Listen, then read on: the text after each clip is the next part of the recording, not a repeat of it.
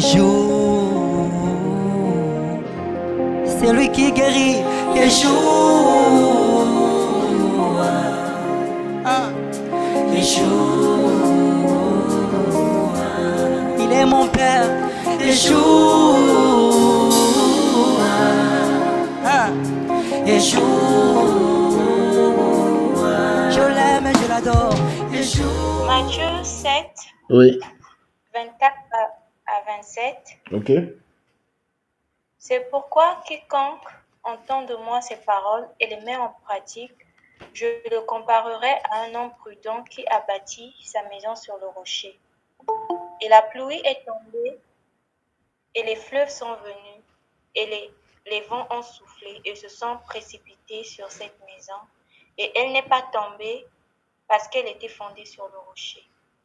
Mais quiconque entend de moi ces paroles et ne les met pas en pratique sera semblable à un homme insensé qui a bâti sa maison sur le sable.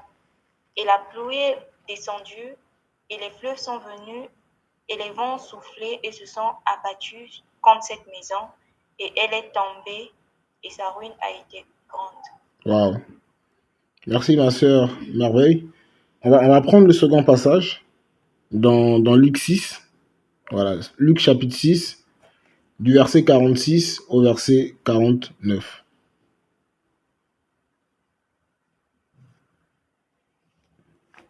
Luc 6, 46 à 49.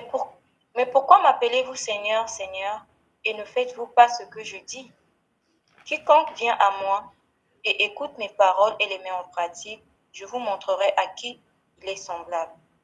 Il est semblable à un être humain qui, bâtissant une maison, a creusé profondément et a mis le fondement sur le rocher. Mais une inondation est venue et le fleuve s'est jeté contre cette maison, sans pouvoir l'ébranler, parce qu'elle était bâtie sur le rocher. Et celui qui entend et ne met pas en pratique est semblable à un être humain qui a bâti une maison sur la terre sans fondement. Le fleuve s'est jeté contre elle et immédiatement elle est tombée et la ruine de cette maison a été grande. Wow. Merci beaucoup ma sœur Merveille. Alors bien aimé, nous voulons parler du fait de bâtir sa vie sur le rocher. Voilà, bâtir sa vie sur le rocher. Et nous allons nous appuyer sur ces deux passages. Donc Matthieu 7, 24 à 27 et Luc 6, 46 à 49. On va vraiment essayer d'explorer ces merveilleux passages pour en tirer le maximum de vérité pour notre instruction. Alors, juste avant d'aller un peu en profondeur dans ces deux passages, je vais essayer de retracer le contexte. Que ce soit dans le livre de Matthieu ou de Luc, dans ces deux récits, nous constatons que, par exemple, dans Matthieu, lorsque nous prenons Matthieu chapitre 5, du verset 1 au verset 2, nous apprenons que le Seigneur va monter sur une montagne, des foules étaient là, et les disciples s'approchèrent de lui. N'est-ce pas? Dans Matthieu 5, du verset 1 au verset 2. Hervé, tu peux lire pour nous, s'il te plaît? Matthieu 5, 1 à 2.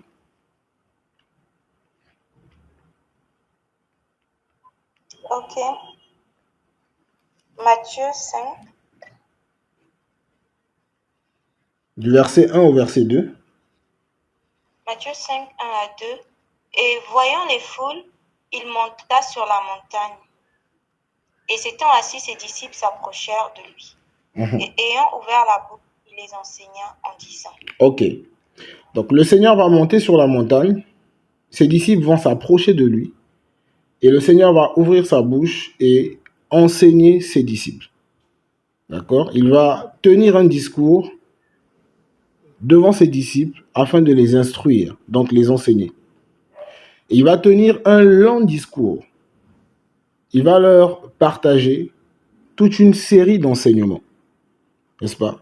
Donc plusieurs paroles vont être donné par le Seigneur à ses disciples. Et lorsque nous prenons aussi le livre donc de Luc que nous avons pris, mais précisément à partir du verset 17, Luc chapitre 6, du verset 17 au verset 20. Voilà. Luc 6, 17 à 20. Luc 6, 17 à 20. Et descendant avec eux, il s'arrêta sur une plaine avec la foule de ses disciples et une grande multitude du peuple de toute la Judée et Jérusalem et de la contrée maritime de Tyr et de Sidon, qui venaient pour l'entendre et pour être guéris de leur maladie. Et ceux qui étaient tourmentés par des esprits impurs furent aussi guéris. Et toute la foule cherchait à le toucher parce qu'une force sortait de lui et guérissait tout le monde. Et lui, levant les yeux vers ses disciples, dit, « Bénis êtes-vous, vous qui êtes pauvres, car le royaume d'Élohim est à vous. » Waouh. D'accord. Donc dans Luc 6 aussi, nous voyons le Seigneur, n'est-ce pas? Donc au verset 20 précisément, et on nous dit, Luc 6, 20, « Et lui, levant les yeux vers ses disciples, dit, n'est-ce pas? Bénis êtes-vous. » Donc il va commencer à donner plusieurs paroles à ses disciples. Alors, donc j'ai saisi les passages. Matthieu 5, 1 à 2, Luc 6, 17 à 20. Voilà. Donc, dans ces différents passages, nous voyons que le Seigneur va se mettre à instruire ses disciples. D'accord? Il va enseigner ses disciples. Le Seigneur Yahushua va enseigner ses disciples. Et il va tenir un long discours. Et à l'issue de ce discours, pour conclure ce discours, que ce soit dans le livre de Matthieu ou encore dans le livre de Luc, notamment Luc 6 que nous avons pris, le Seigneur va donner une parabole, n'est-ce pas, en guise de conclusion concernant deux hommes, concernant deux bâtisseurs. Et lorsqu'on prend par exemple Matthieu 7, n'est-ce pas, Matthieu 7, le verset 24, on nous dit, « C'est pourquoi quiconque entend de moi ces paroles. » D'accord? Voilà. Le Seigneur dit, c'est pourquoi quiconque entend de moi ces paroles. Quelles paroles? Les paroles qu'il avait commencé à donner depuis le chapitre 5. Bon, comme vous savez, à l'époque, il n'y avait ni chapitre ni verset. Hein. Voilà. Donc, les paroles, le discours qu'il avait commencé à tenir depuis le chapitre 5. Dans Matthieu 5, le verset 2. Il enseigna ses disciples. Il va enseigner sur plusieurs choses. N'est-ce pas? Voilà. Béni, heureux ou béni les pauvres en esprit. N'est-ce pas? Vous êtes le sel de la terre. Vous êtes la lumière du monde. Lorsque vous priez, dites notre Père qui est aux cieux. Recherchez le royaume. Premièrement, le royaume et sa justice. N'est-ce pas? Donc, il va tenir tous ces discours. Il va donner plusieurs enseignements à ses disciples. Et pour conclure, il va leur dire, celui, donc c'est pourquoi, quiconque entend de moi ces paroles, donc tout ce dont j'ai parlé, tout ce sur quoi j'ai enseigné, et les met en pratique, il est semblable à un homme, n'est-ce pas, prudent, qui a bâti sa maison sur le rocher. Et lorsqu'on va plus loin, au verset 28 de Matthieu 7, d'abord, on nous dit, « Or, il arriva que quand Yahushua eut achevé ce discours, les foules furent choquées par sa doctrine, car il les enseignait comme ayant de l'autorité et non comme les scribes. » D'accord? Donc, on voit le Seigneur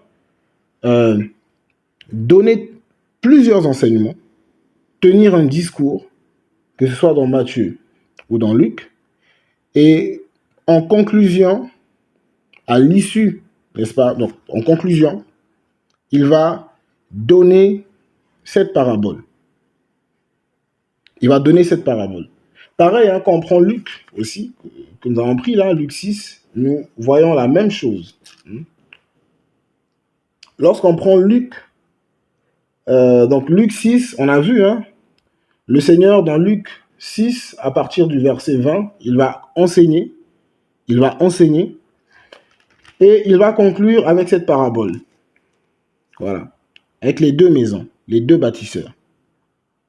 Et lorsqu'on prend Luc 7, le verset 1, Merveille, tu peux prendre ce passage, s'il te plaît.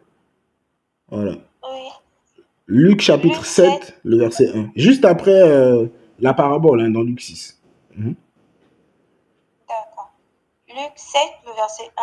Or, après qu'il eut achevé de faire entendre toutes ces paroles au peuple, il entra dans Capernaum. Voilà. Donc, on voit que c'est vraiment à l'issue. C'était vraiment en guise de conclusion. Le Seigneur va conclure toute cette série d'enseignements qu'il donna depuis Matthieu 5, verset 2, jusqu'à Matthieu 7, le verset 23, n'est-ce pas? Par une parabole.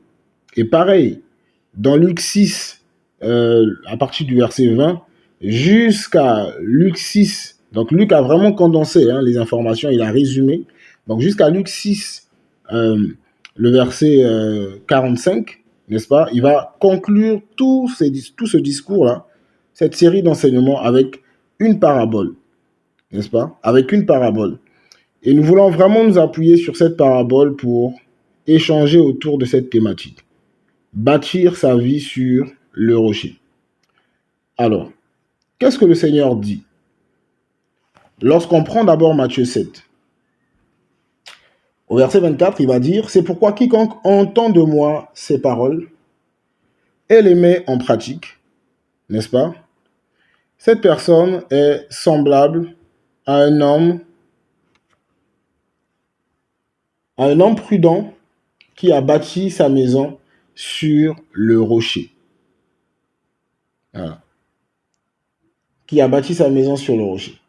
Et la pluie est tombée, et les fleuves sont venus, et les vents ont soufflé, et se sont précipités sur cette maison, et elle n'est pas tombée parce qu'elle était fondée sur le rocher.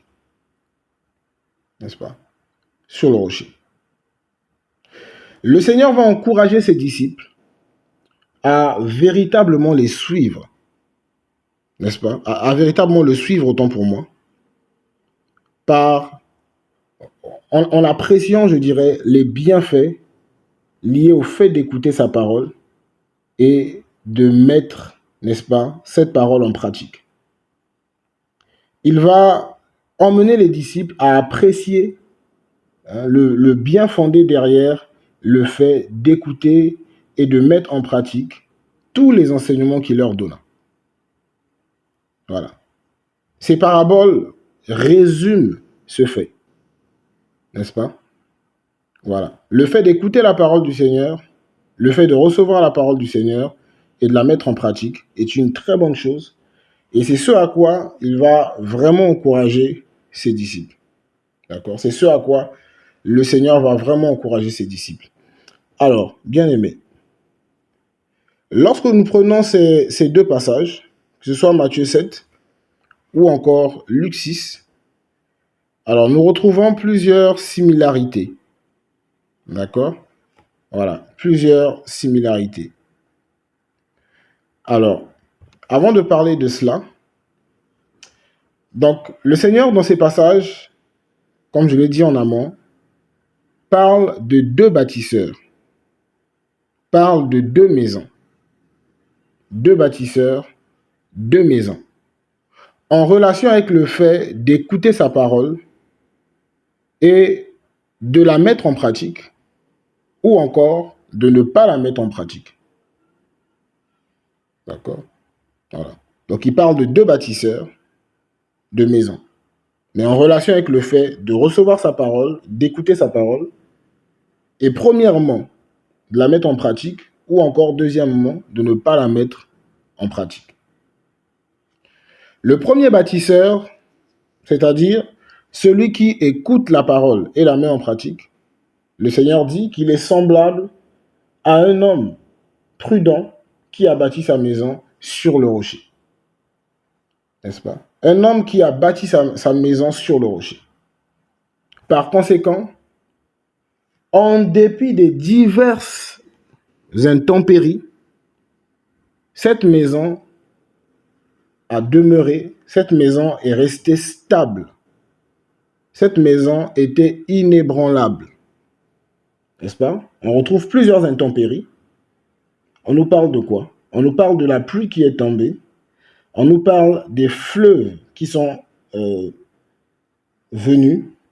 Et on nous parle des vents qui ont soufflé. N'est-ce pas? Et se sont précipités sur cette maison. Donc ce sont des intempéries.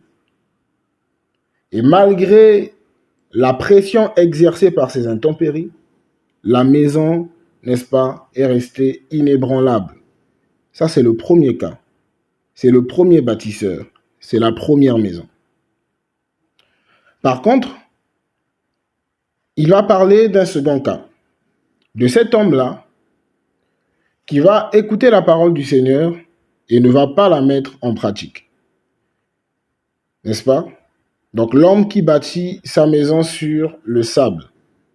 Et de ce fait, les intempéries qui se sont abattues sur cette maison ont causé une grande ruine. N'est-ce pas? Ont causé une grande ruine. D'accord? Voilà, c'est ce que nous voyons. Alors, bien aimés, dans ce passage des Saintes Écritures, dans ce passage, nous retrouvons plusieurs similarités. Voilà, il y a plusieurs éléments qui sont similaires dans ce passage. Alors, déjà, on nous parle de quoi? On nous parle du fait que les deux personnes, n'est-ce pas, bâtissaient la maison. Ces deux personnes ont reçu la parole du Seigneur. Ces deux personnes, n'est-ce pas, qui ont construit deux maisons, ont été exposées aux mêmes réalités. D'accord? Donc, les deux avaient bâti une maison. Et deux, leurs différentes maisons ont été confrontées aux intempéries.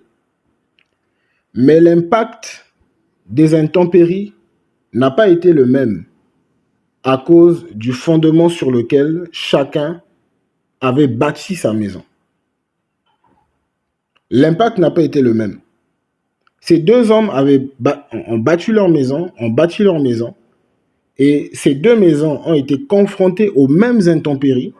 Quand on lit la suite, par exemple, au verset 26, on nous dit « Mais quiconque entend de moi ces paroles et ne les met pas en pratique, sera semblable à un homme insensé qui a bâti sa maison sur le sable. Et la pluie est descendue, et les fleuves sont venus, et les vents ont soufflé et se sont abattus, n'est-ce pas, contre cette maison. Et elle est tombée, et la ruine a été grande. » Vous voyez? Donc, les deux maisons ont été confrontées aux mêmes intempéries, aux mêmes difficultés. Mais le résultat n'a pas été le même. Pourquoi? Parce que ces maisons n'avaient pas le même fondement. L'une de ces maisons était bâtie sur le roc et l'autre était bâtie sur le sable. Le Seigneur, ici, va mettre l'accent sur les différents fondements sur lesquels les hommes sur la terre peuvent bâtir leur vie. À savoir le bon, c'est-à-dire le roc, et le mauvais, c'est-à-dire le sable. Vous voyez? Dans ce monde, dans cette vie dans laquelle nous sommes, bien aimés, chacun décide de bâtir sa vie sur quelque chose. Chacun est libre de faire son choix en ce qui concerne le fondement sur lequel il veut bâtir sa vie. C'est ce que le Seigneur voulait dire en fait. N'est-ce pas? Il a tenu un discours, il a partagé la parole, il a donné un enseignement, plusieurs enseignements, il a parlé de plusieurs choses. Et à la fin, il va donner une illustration. Il va conclure avec cette parabole pour dire chacun a le choix. Parmi vous tous qui écoutez ma parole, c'est sûr qu'il y en a qui décideront de l'écouter, de la mettre en pratique, en d'autres termes, de bâtir leur vie sur le roc. Et il y en a qui décideront aussi, peut-être, d'écouter cette parole et de ne pas la mettre en pratique. Autrement dit, de bâtir leur vie sur le sable. Il va mettre l'accent sur le fondement. N'est-ce pas? Voilà. Et vous savez, lorsqu'on parle de ces maisons, n'est-ce pas, ou encore des bâtisseurs, c'est vraiment l'image des vies. La maison ici représente une personne. La maison ici représente une vie. Voilà. La maison ici représente une vie. D'accord? Donc, je disais que les maisons ici, là, la maison, c'est vraiment l'image d'une personne ou l'image d'une vie. D'accord? Voilà, c'est l'image d'une vie. Et le Seigneur dit, hein, que celui qui écoute la parole et la met en pratique est semblable à un homme qui décide de bâtir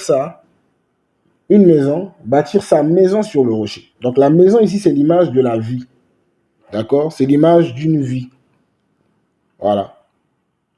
Bâtir une maison sur un fondement, c'est bâtir sa vie sur ce fondement. Soit le rocher ou encore le sable. Et je disais que lorsqu'une vie n'a pas le rocher pour fondement, face aux intempéries, face aux difficultés, cette vie connaîtra une grande ruine, n'est-ce pas? Mais si une vie est bâtie sur le rocher, elle sera constamment inébranlable. Amen. Voilà, cette vie sera constamment inébranlable, mes bien-aimés. Et le Seigneur va enseigner ces choses. Le Seigneur va partager cela. Et c'était vraiment une conclusion, comme je dis. Hein. Vous aurez peut-être l'occasion d'aller un peu plus en profondeur. Et là, je vous encourage à cela, à méditer un peu, voilà, le livre de Matthieu, depuis Matthieu 5, pour mieux appréhender tout ce qui se dit là. D'accord? Depuis Matthieu 5 jusqu'à Matthieu 7 là. Voilà. Alors, mes frères et sœurs, donc le Seigneur va mettre l'accent là-dessus, sur le fondement. Et il va clairement définir le meilleur fondement. Le fondement par excellence. Vous voyez? Le rocher. Le rocher, c'est le fondement par excellence. Et le rocher ici n'est rien d'autre que notre Seigneur Yahushua. C'est lui le rocher. Amen. Voilà, c'est lui le rocher. Alors, on va prendre ensemble un passage dans 1 Corinthiens 10. On va prendre du verset 1 jusqu'au verset 4. Voilà, si Merveille peut nous aider. Ok. 1 Corinthiens 10, Oui. du verset 1 à 4. Or, je ne veux pas que vous ignorez, frères, que nos pères ont été tous sous la nuée et qu'ils sont tous passés au travers de la mer et qu'ils ont tous été baptisés en Moshe dans la nuée et dans la mer et qu'ils ont tous mangé le même aliment spirituel et qu'ils ont tous bu la même boisson spirituelle, car ils buvaient au rocher spirituel qui les suivait. Or, le rocher, c'est le Mashiach. Voilà. Amen. Le rocher, c'est le Mashiach. Le rocher, c'est Christ. Vous voyez? Donc, dans ces deux passages, que ce soit dans Matthieu 7, comme on l'a vu, hein, 24 à 27, ou encore Luc 6, 46 à 49, le rocher là dont il est question, le bon fondement, le meilleur fondement, n'est-ce pas? Le fondement sur qui il faut bâtir sa vie pour être stable, pour être inébranlable, en dépit des intempéries, n'est-ce pas? Ce rocher-là, c'est Yahushua. C'est lui le rocher des âges. C'est lui le rocher des âges. Et tu peux nous prendre un passage, s'il te plaît, ma sœur Merveille, dans Ésaïe 26, le verset 4, s'il te plaît.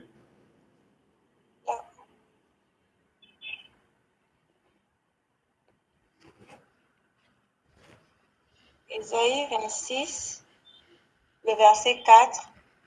Confiez-vous en Yahweh à perpétuité, car Yahweh est le rocher éternel. Voilà. Yahweh, Yahushua, n'est-ce pas, est le rocher éternel. Voilà, c'est lui le meilleur fondement. Et c'est sur lui que la vie de tout disciple doit être bâtie. C'est ça en fait. C'était la conclusion du Seigneur. Vous écoutez mes paroles, je vous ai dit beaucoup de choses.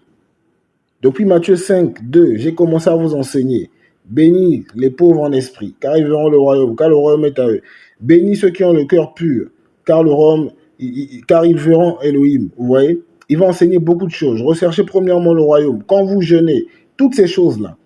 Et en conclusion, il va leur dire, écoutez, ces paroles sont précieuses. Si vous les mettez en pratique, après les avoir écoutées, vos vies seront bâties sur le rocher. Vos vies seront de plus en plus stables, n'est-ce pas? Et en réalité, c'est moi ce rocher. Vous voyez? Et c'est ce dont nous voulons parler, parce que nous sommes des disciples du Seigneur. Vous voyez? Et donc, la vie de tout disciple du Seigneur, Yehoshua, doit s'appuyer sur cette réalité. Vous voyez?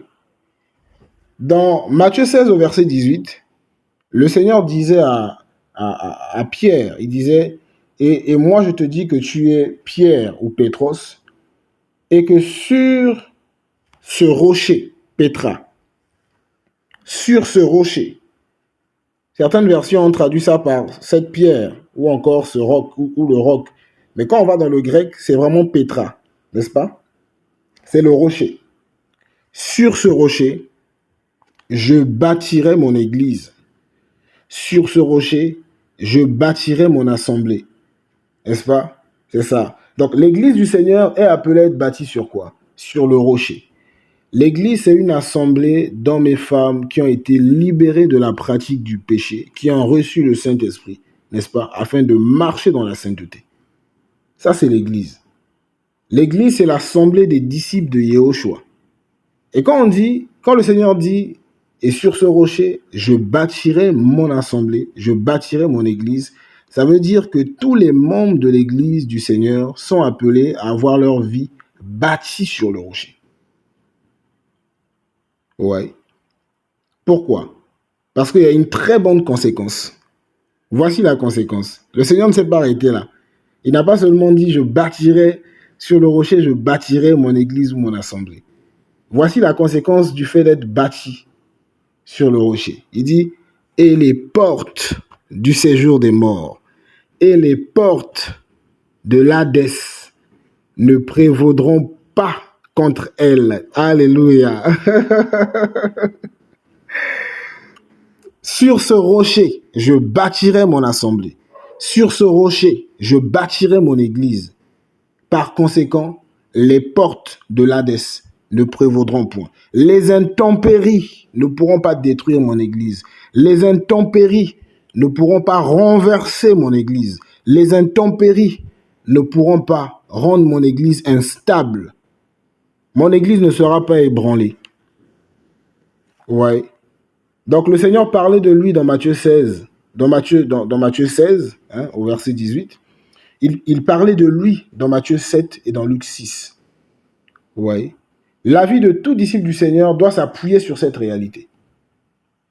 Parce que le disciple, c'est celui qui a décidé de suivre le Seigneur.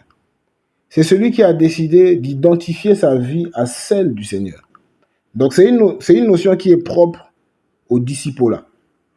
Vous voyez? Bâtir sa vie sur le rocher est synonyme d'identifier sa vie à celle du Seigneur Yehoshua. Ce sont des synonymes. Donc le thème c'est bâtir sa vie sur le rocher. Mais si vous voulez, on peut aussi dire identifier sa vie à celle du Seigneur Yehoshua. C'est la même chose. Et on va le voir. C'est une démarche que tout enfant du Seigneur doit entreprendre tous les jours de sa vie, jusqu'au retour du Seigneur, ou jusqu'à sa mort. Ouais. Voilà. Donc c'est une démarche à entreprendre en tant que disciple du Seigneur, tous les jours de sa vie, jusqu'au retour du Seigneur ou jusqu'à sa mort. D'accord? Bâtir sa vie sur le roc, bâtir sa vie sur Yehoshua. Alléluia. Alors, nous allons voir ensemble, grâce au Seigneur, un certain nombre de vérités fondamentales ou encore de principes. Vous savez, dans le royaume du Seigneur, nous retrouvons plusieurs principes sur lesquels le disciple peut s'appuyer pour produire certains résultats, n'est-ce pas? Pour imiter la vie du Seigneur. pour pratiquer le comportement de Yahushua. N'est-ce pas? Et derrière le fait de bâtir sa vie sur le rocher, nous retrouvons un certain nombre de principes dont nous allons parler aujourd'hui. Voilà. Mais je ferai mention principalement de 3 principes. Voilà. En s'appuyant sur les passages que nous avons pris, de Matthieu 7 et Luc 6. 3 principes ou 3 vérités fondamentales derrière le fait de bâtir sa vie sur le rocher, ou encore d'identifier sa vie à celle du Seigneur. D'accord? Alors, on va rapidement les énumérer.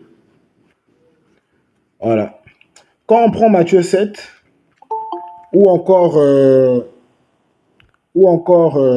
Luc, voilà, quand on prend Matthieu 7 ou encore Luc 6, alors on va prendre Luc 6 ensemble.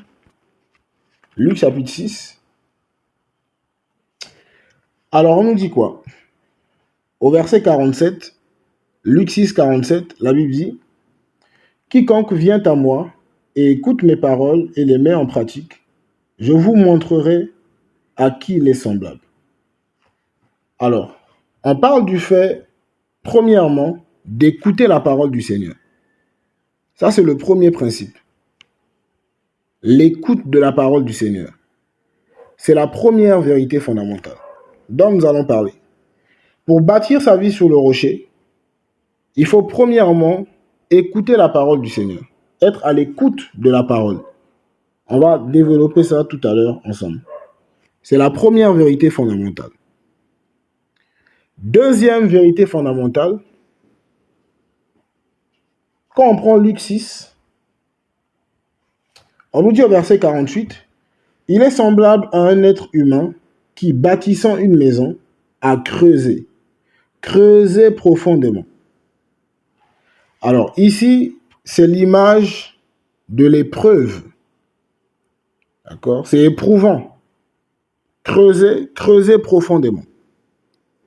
Le premier principe ou la première vérité fondamentale derrière le fait de bâtir sa vie sous le rocher, c'est vraiment l'écoute de la parole. On est d'accord? L'écoute de la parole, c'est le premier principe. Le second principe, c'est l'épreuve. L'épreuve liée à la parole. D'accord? Voilà. L'épreuve liée à la parole. Ça, c'est la deuxième vérité fondamentale ou encore le deuxième principe. Ok. Alors, ensuite, on nous dit quoi? Dans Luc 6, verset 48, on nous dit, donc il a creusé profondément et a mis le fondement sur le rocher. Voilà, c'est ce que nous voulons.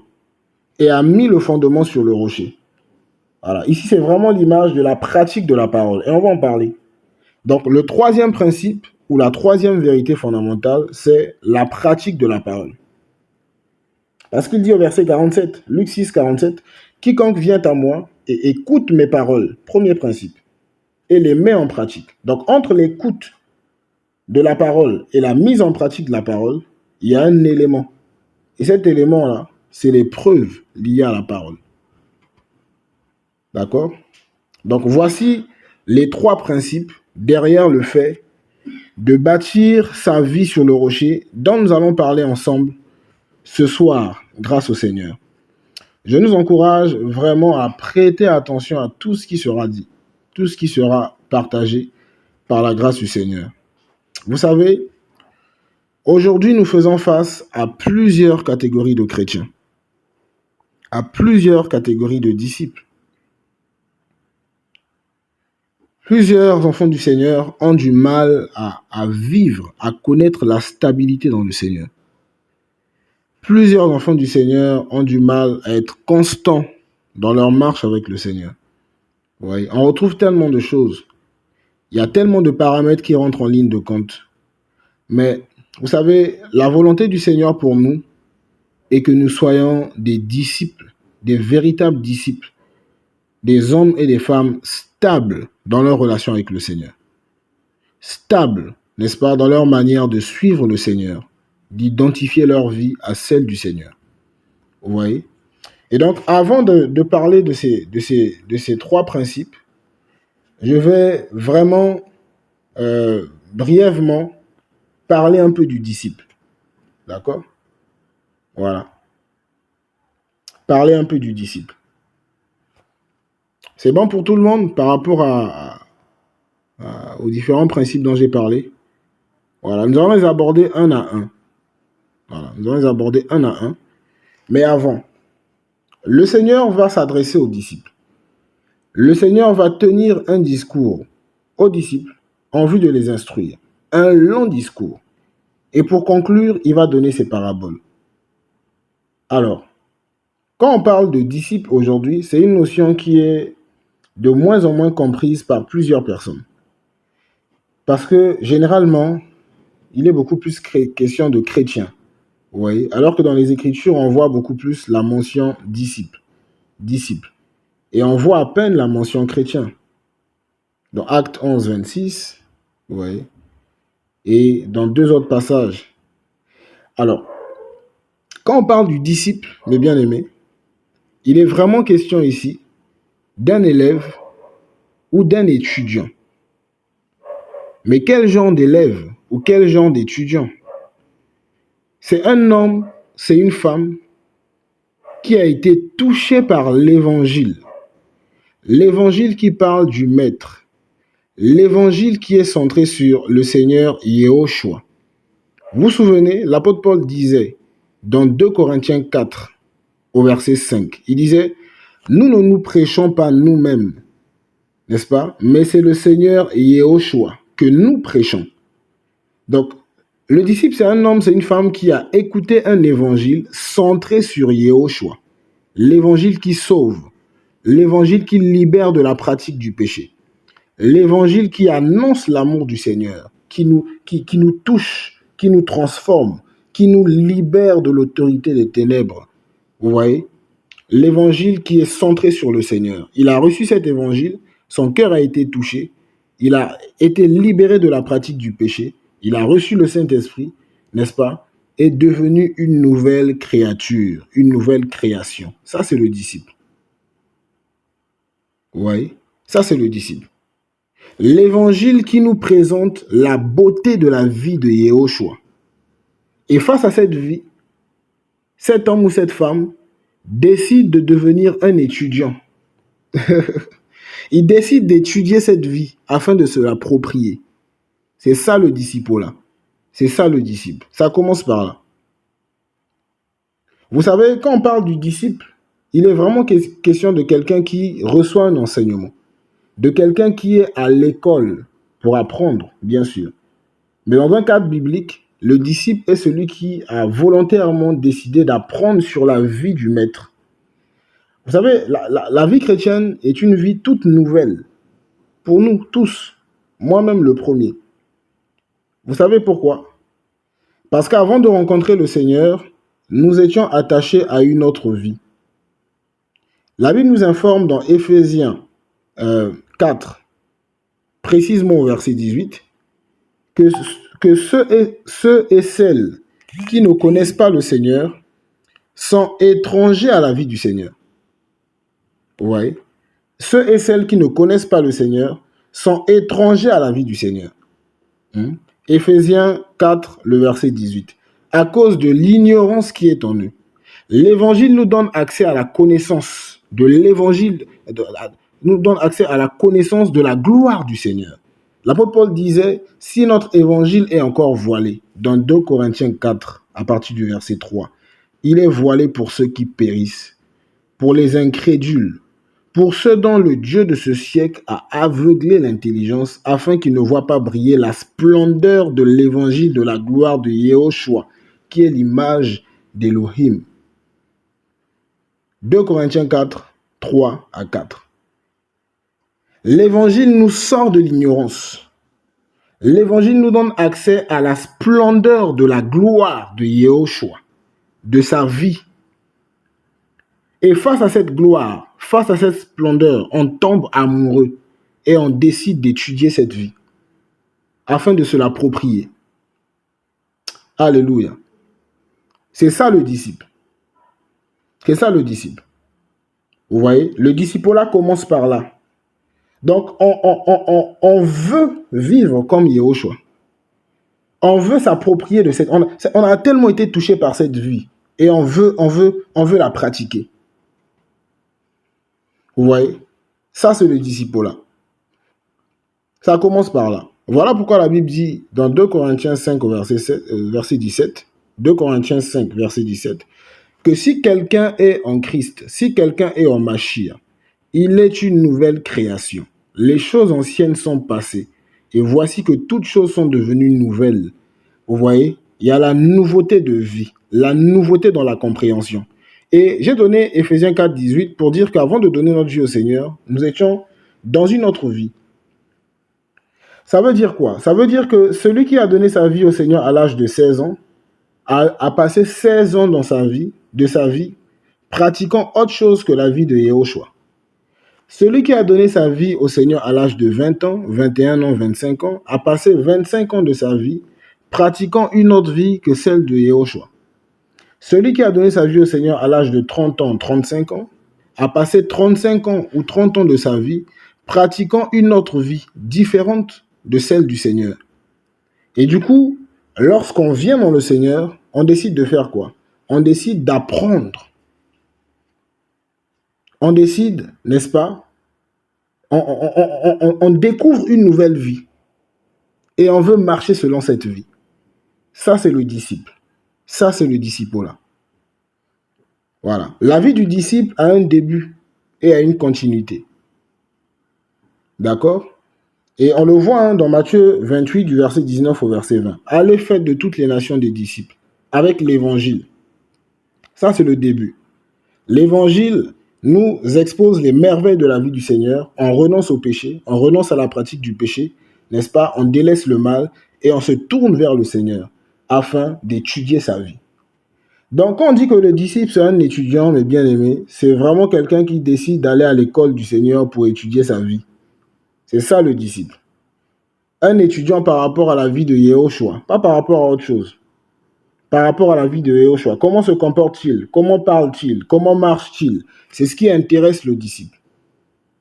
D'accord? Et la continuité de la vie de tout disciple implique quoi? Implique le fait de s'immerger dans l'enseignement, dans la recherche de la connaissance du Seigneur. Toujours par rapport à sa vie. Le Seigneur a dit, allez faire de toutes les nations des disciples. C'est le début.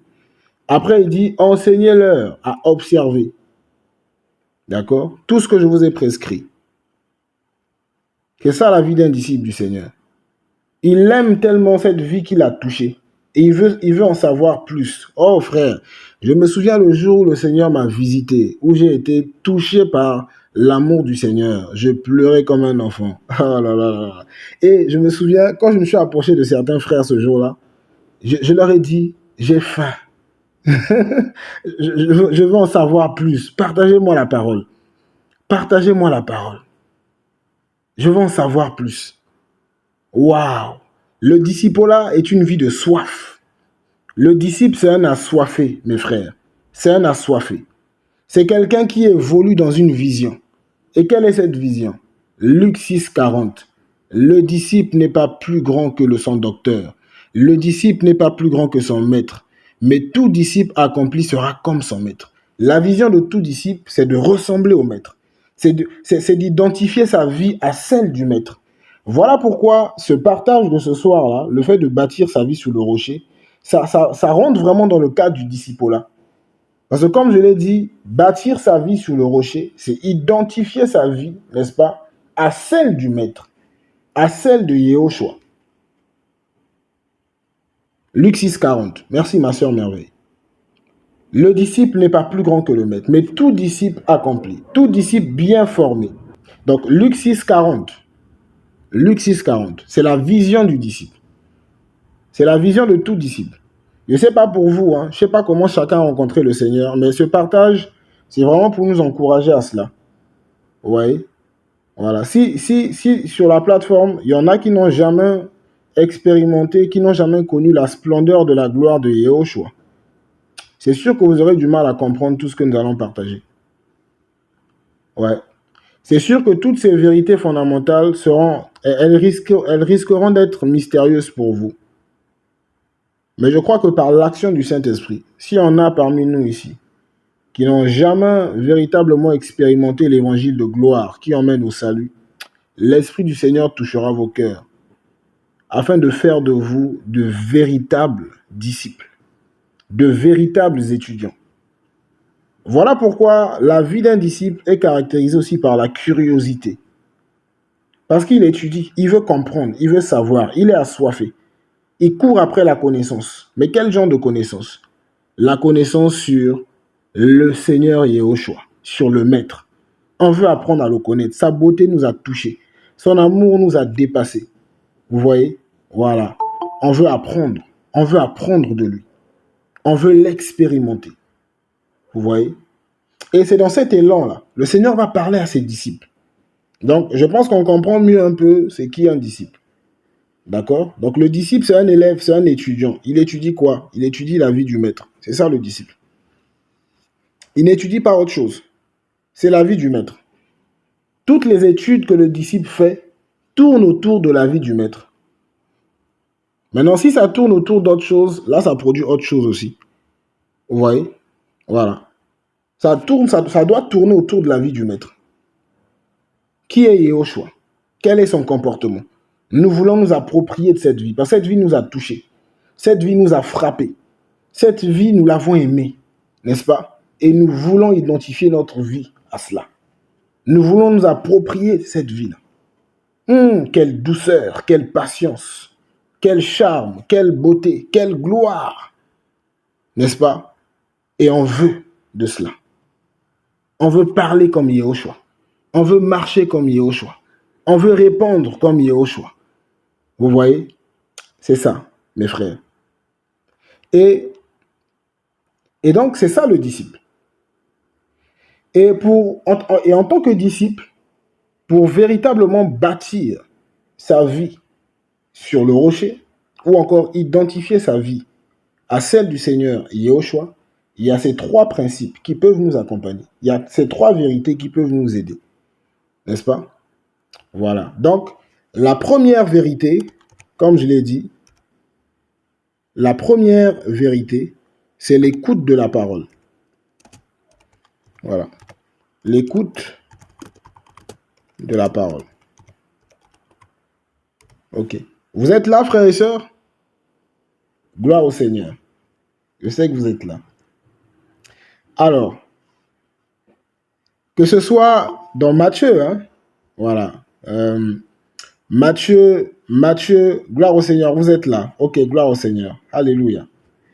Alors, on va prendre Matthieu 7. On va prendre ces passages, vous allez voir. Matthieu chapitre 7. Voilà. Matthieu 7, verset 24, la Bible dit, « C'est pourquoi quiconque entend de moi ces paroles et les met en pratique, je le comparerai à un homme prudent qui a bâti sa maison sur le rocher. » Ok. Donc, l'écoute de la parole. C'est pourquoi quiconque entend de moi ces paroles. Et quand on prend Luc 6, dans Luc 6, on nous dit quoi? Luc 6, verset, je vais lire depuis le verset 46. Mais pourquoi m'appelez-vous Seigneur, Seigneur, et ne faites-vous pas ce que je dis? Verset 47. Quiconque vient à moi et écoute mes paroles. L'écoute de la parole. C'est la première vérité fondamentale. Pour bâtir sa vie sur le rocher, pour identifier sa vie à celle du Seigneur Yahushua, Jésus, Christ de Nazareth, il faut écouter la parole. Il faut écouter la parole. L'écoute de la parole est le premier principe. Ouais. Et regardez, frères et sœurs, on va ensemble prendre un passage dans 1 Pierre 2, du verset 1 au verset 2. Voilà. Dans cette première vérité fondamentale, nous allons faire ressortir deux points majeurs ensemble.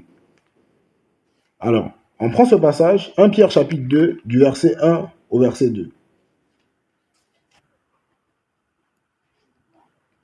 1 Pierre 2, 1 à 2. Ayant donc mis de côté toute méchanceté et toute espèce de tromperie et d'hypocrisie et d'envie et de diffamation, Désirez comme des enfants nouveau-nés le lait spirituel et pur, afin que vous croissiez par lui. Ok. Bien-aimé, l'écoute de la parole est une vérité fondamentale derrière le fait de bâtir sa vie sur le rocher ou d'identifier sa vie à celle du Seigneur Yehoshua. Et quand nous parlons de l'écoute de la parole du Seigneur, donc il y a deux choses qui ressortent ici. Premièrement, il y a le fait donc d'avoir le bon cœur, ou je dirais le cœur bien disposé. Voilà. Derrière le fait d'écouter la parole, il y a deux choses qui ressortent là. Il y a le bon cœur à avoir, n'est-ce pas? Et il y a la bonne parole à recevoir.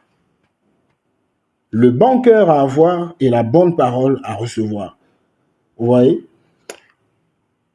Ah, Seigneur. Le disciple, c'est un assoiffé. Comme on l'a vu, il découvre un nouveau maître. Il était esclave d'un ancien maître, Satan. Et il découvre le nouveau maître, Yehoshua. Il tombe amoureux de ce maître. Il apprécie sa vie. Il admire sa vie. Et il décide, n'est-ce pas, d'étudier cette vie-là afin de se l'approprier. Il est assoiffé. Il veut savoir plus sur cette vie. N'est-ce pas? Mais l'un des obstacles majeurs, c'est la mauvaise disposition de cœur. C'est là que ça commence. Plusieurs personnes écoutent la parole. Plusieurs personnes reçoivent des enseignements. Plusieurs personnes prennent part au séminaire. Plusieurs personnes reçoivent des enseignements du Saint-Esprit, mais ne sont pas en mesure de véritablement identifier leur vie à celle du Seigneur Yehoshua. Ne sont pas en mesure, n'est-ce pas, de marcher selon la parole du Seigneur, ou je dirais d'avoir leur vie bâtie sur le rocher. Pourquoi? À cause du mauvais cœur. Ou encore à cause de la mauvaise disposition de cœur. Et dans 1 Pierre 2 ici, au verset 1, on nous dit quoi? Ayant donc mis de côté toute méchanceté et toute espèce de tromperie et d'hypocrisie et d'envie, toute diffamation. Ensuite, on nous dit quoi? Désirez comme des bébés nouveau-nés le lait spirituel et pur, afin que vous croissiez par lui.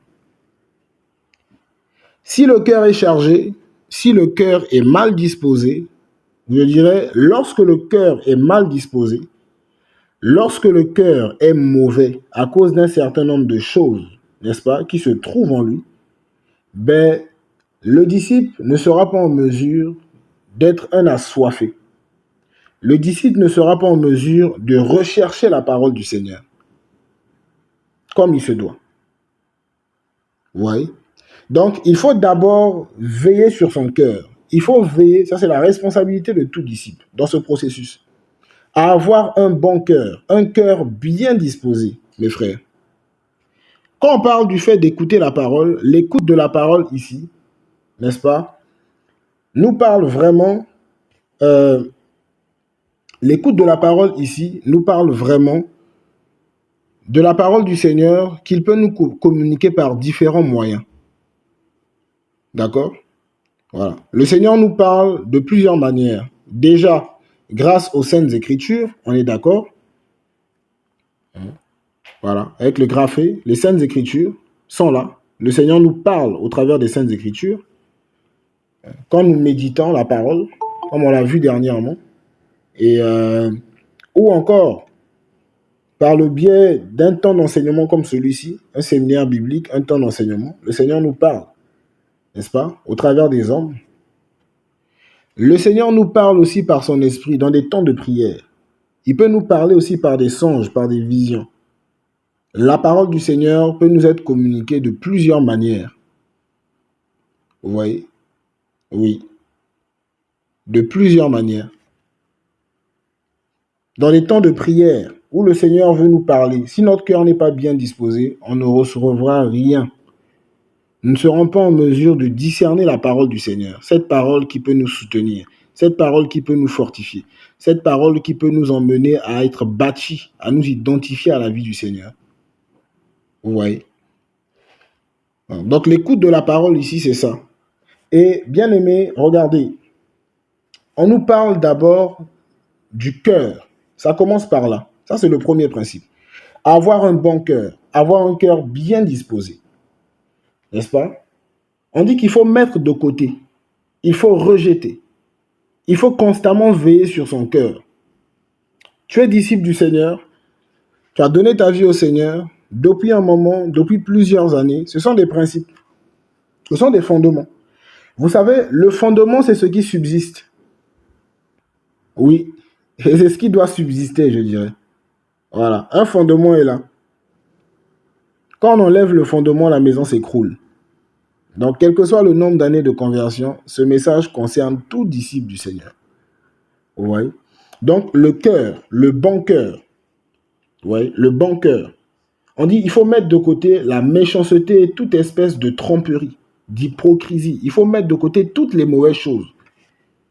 Tout ce qui peut nous alourdir, tout ce qui peut nous éloigner du Seigneur, les mauvaises nouvelles, les soucis de la vie, n'est-ce pas? Les pensées de convoitise, toutes choses mauvaises, toutes choses qui peuvent nous empêcher d'être sensibles à la voix du Seigneur, tout ce qui peut nous empêcher, n'est-ce pas, d'être bien disposés pour recevoir de la part du Seigneur. Il faut mettre ces choses de côté.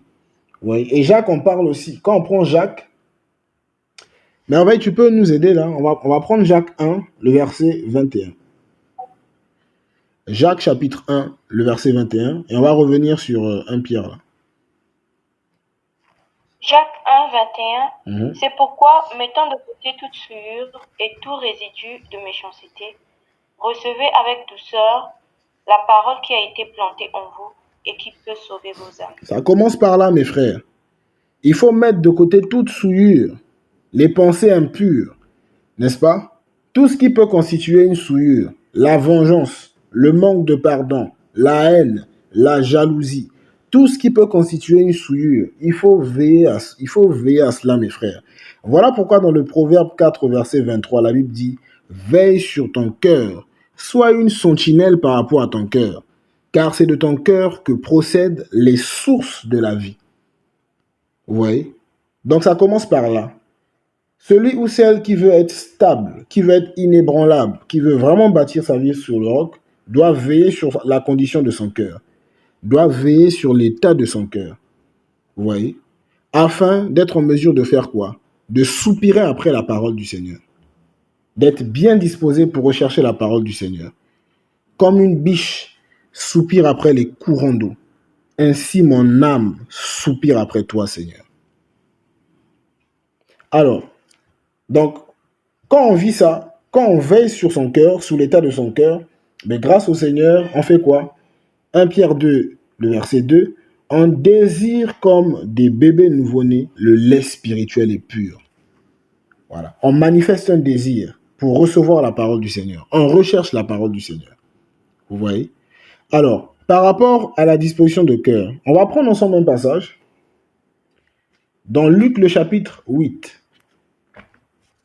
Donc là, nous développons le premier principe, mes frères, derrière le fait de bâtir sa vie sur le rocher. Nous sommes dans Luc chapitre 8. Luc 8 à partir du verset 4.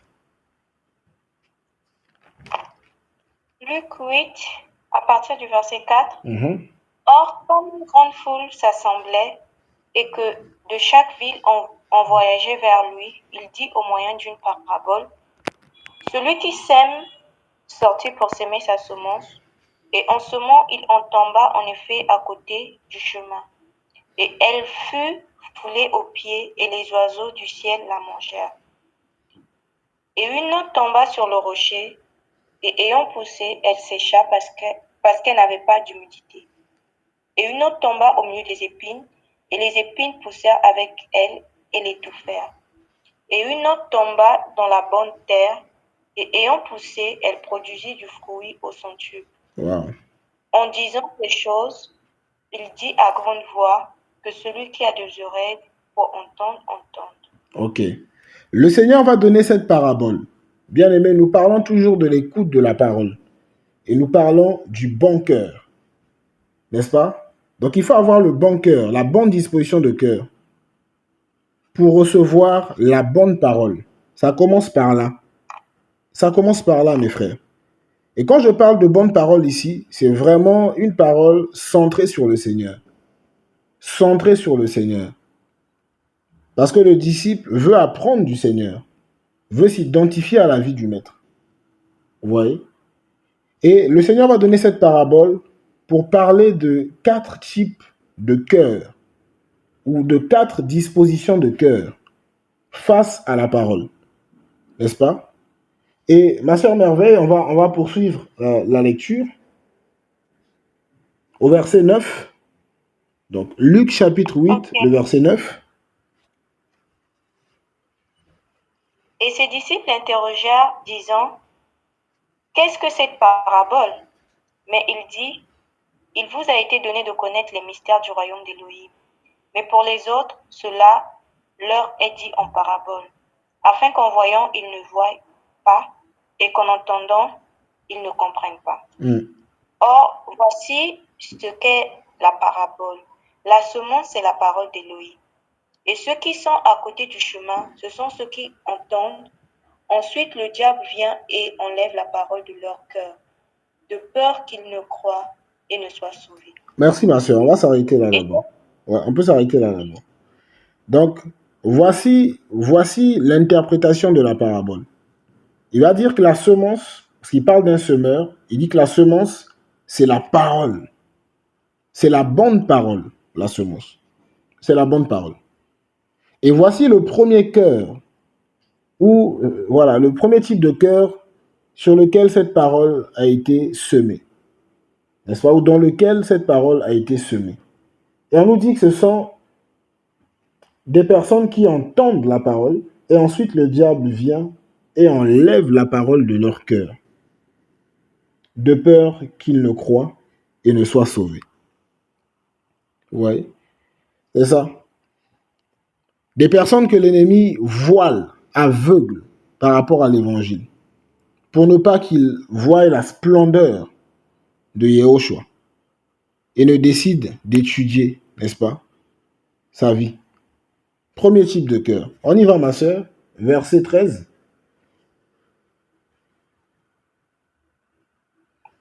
verset 13. Et ceux qui sont sur le rocher, ce sont ceux qui, lorsqu'ils entendent la parole, la reçoivent avec joie. Mais ils n'ont pas de racines. Ils croient pour un temps, mais au temps de l'épreuve, ils se retirent. Voilà. Deuxième type de cœur. La parole, la semence qui est tombée sur le rocher. On nous parle d'un type de personne qui fait quoi? Ils entendent la parole, ils la reçoivent avec joie. Ils disent Amen. Prêche. Ils disent le Seigneur est bon. Mais quel message! On n'avait jamais entendu parler de telle vérité. Waouh! Vous voyez? Il y a des personnes comme ça qui écoutent la parole du Seigneur et qui sont souvent très excités, mais n'arrivent pas à bâtir leur vie sous le roc. Pourquoi? On nous dit qu'il n'y a pas de racines. Et ils croient juste pour un temps, mais au temps de l'épreuve, ils se retirent. Dès qu'il y a une petite épreuve, ces personnes se retirent. Ces personnes changent d'avis, n'est-ce pas? Et de ce fait, la parole ne produit aucun fruit dans leur vie, malheureusement. Ça, c'est le deuxième type de cœur. Mauvaise disposition de cœur. On y va, ma sœur. Le troisième, verset 14. Et ce qui est tombé parmi les épines, ce sont ceux qui, ayant entendu et s'en allant, sont étouffés par les soucis et par la richesse et par les plaisirs de la vie et n'amènent rien à maturité. Voilà. Des personnes qui écoutent la parole, n'est-ce pas? Et on dit la semence est tombée au milieu des épines. Et on dit que ce sont ceux qui, ayant entendu et s'en allant, sont étouffés par les soucis, par la richesse, par les plaisirs de la vie, les passions de la jeunesse, les plaisirs de la vie, le luxe, l'orgueil, la convoitise, n'est-ce pas? Et n'arrivent pas à maturité. Voici notre mauvaise disposition de cœur. Les plaisirs de la vie, les plaisirs de ce monde, les soucis de la vie. N'est-ce pas? Quand on a un cœur avec toutes ces choses-là, la parole ne peut pas être productive, malheureusement. Vous voyez? Ça, c'est le début, hein, mes bien-aimés. Ça commence par là. Bâtir sa vie sur le rocher commence par le fait d'écouter la parole, mais d'abord avec un bon cœur. Si le cœur n'est pas bien disposé, on ne sera pas en mesure d'écouter la parole. Vous savez, écouter chez les Hébreux, schéma, ça parle vraiment du fait d'obéir à quelque chose. N'est-ce pas? Donc, écouter la parole chez les Hébreux, c'était vraiment synonyme d'être emmené à l'obéissance de cette parole. Oui. Et ça commence par là. Il faut comprendre cette parole. Il faut la comprendre. Mais pour la comprendre, il faut un bon cœur. Il faut un cœur bien disposé. Vous voyez? Et on nous parle d'un quatrième type de cœur. On y va, ma soeur. Luc 8, 15. Oui. Mais ce qui est dans la bonne terre, ce sont ceux qui, ayant entendu la parole, la retiennent dans un cœur convenable et bon, et portent du fruit avec persévérance. La retiennent dans un cœur comment? Convenable et bon. Ah. C'est de ça que nous parlons, mes frères. Avoir un cœur convenable et bon. Bien aimé. Et on dit que ceux qui ont un cœur convenable et bon, ceux qui reçoivent la parole avec un cœur convenable et bon, retiennent cette parole-là, n'est-ce pas? Ils portent du fruit avec persévérance.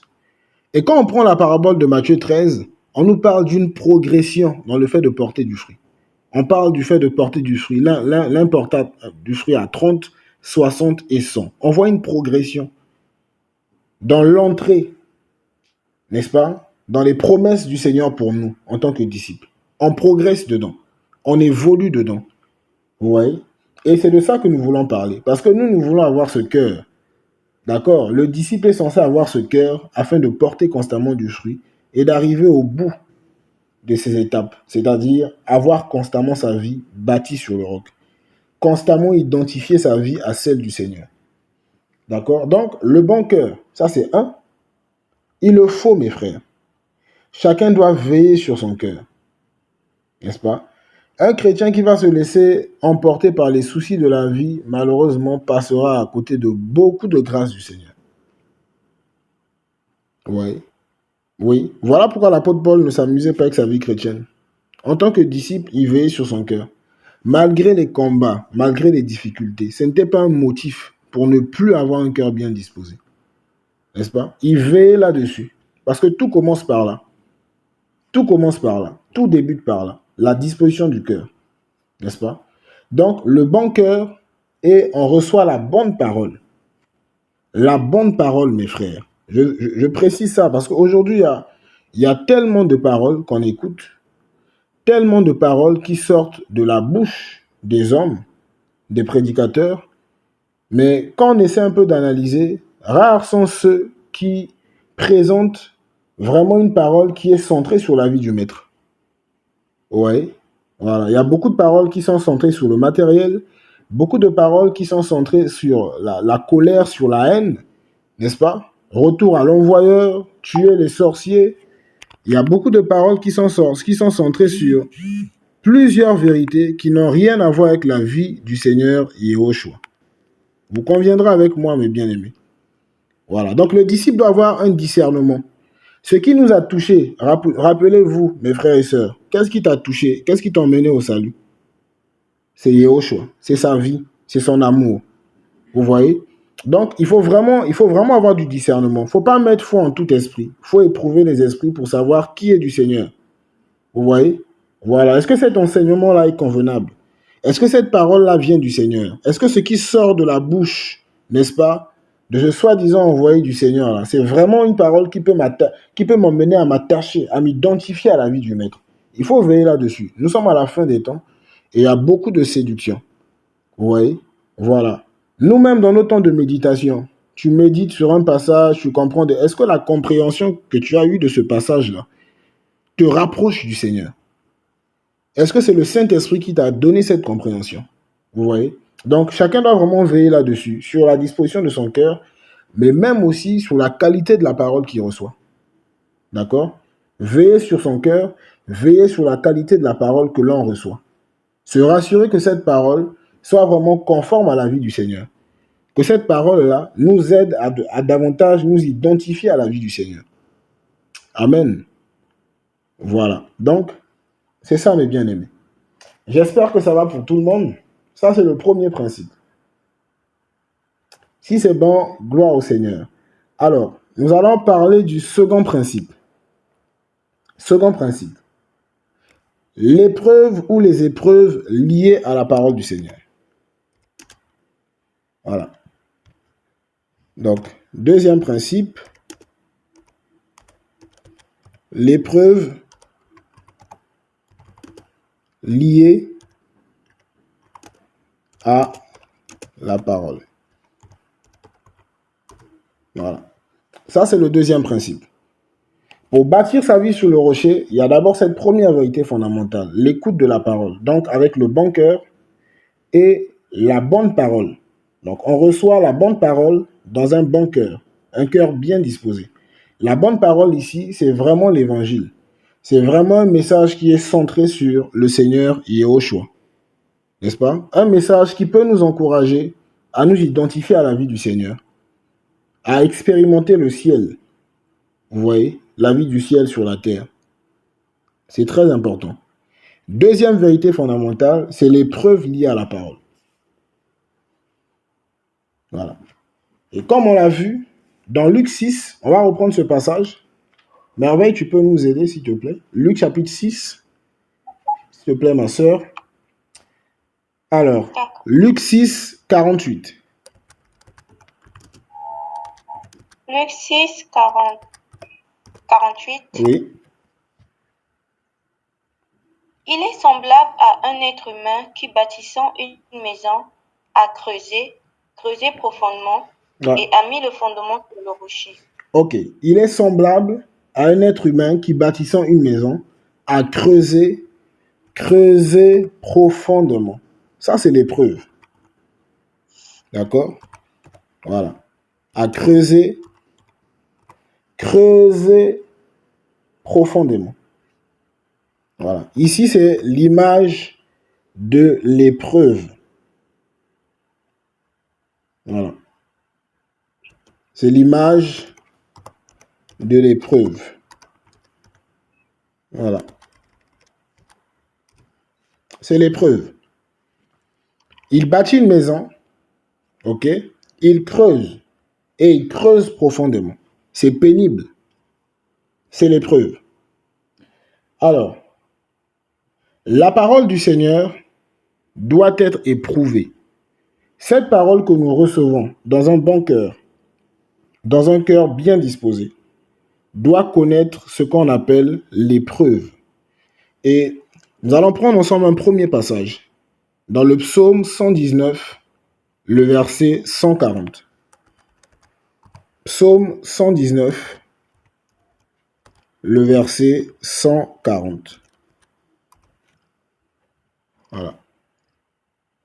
Psaume 119, verset 140.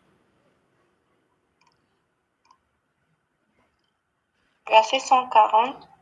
Ta parole est entièrement éprouvée, c'est pourquoi ton serviteur l'aime. Wow. Ta parole est entièrement éprouvée. C'est pourquoi ton serviteur l'aime. Voilà.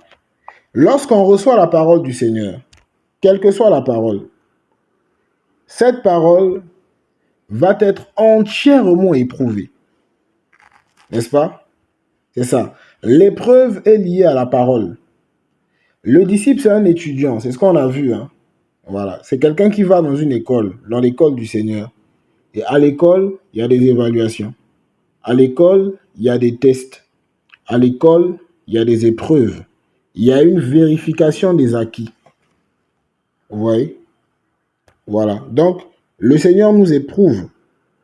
Le Seigneur nous éprouve. Le Seigneur éprouve la parole que nous recevons. Et on dit que cette parole-là est entièrement éprouvée. C'est-à-dire que le Seigneur va nous éprouver dans les moindres détails. Et c'est bien, n'est-ce pas? L'épreuve n'est pas une mauvaise chose. Au contraire, l'épreuve est une bonne chose. N'est-ce pas? Voilà. l'épreuve est une bonne chose. Ta parole est entièrement éprouvée. Ta parole est très éprouvée. N'est-ce pas? Ouais. Mon frère Chris est là? Oh, pas. On va juste vérifier quelque chose là. Alors, si mon frère Chris est là. Ok, merci mon frère Chris. Est-ce qu'on peut vérifier un peu l'étymologie du mot entièrement? Dans le psaume 119, le verset 140. Ouais.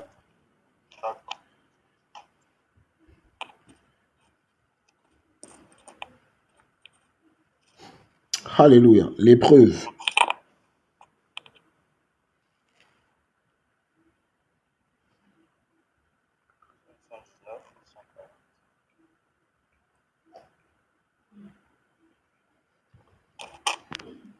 Le mot entièrement, c'est ça, non? Ouais, entièrement, oui. Le mot entièrement veut dire extrêmement, Mhm. beaucoup. Ok. Deux, Et- ça veut dire puissance, oui. force, abondance. Ok. Force, abondance, extrêmement. Ok. Donc, premièrement, ça signifie quoi?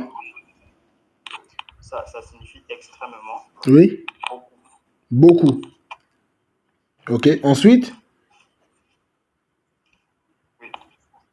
Ensuite, puissance, Oui. force, abondance. Ok. Merci beaucoup, mon frère. La parole du Seigneur est beaucoup éprouvée. C'est une partie que plusieurs n'aiment pas parce que c'est souvent mal expliqué. Voilà. Lorsqu'on parle de l'épreuve liée à la parole, plusieurs se ferment à cela.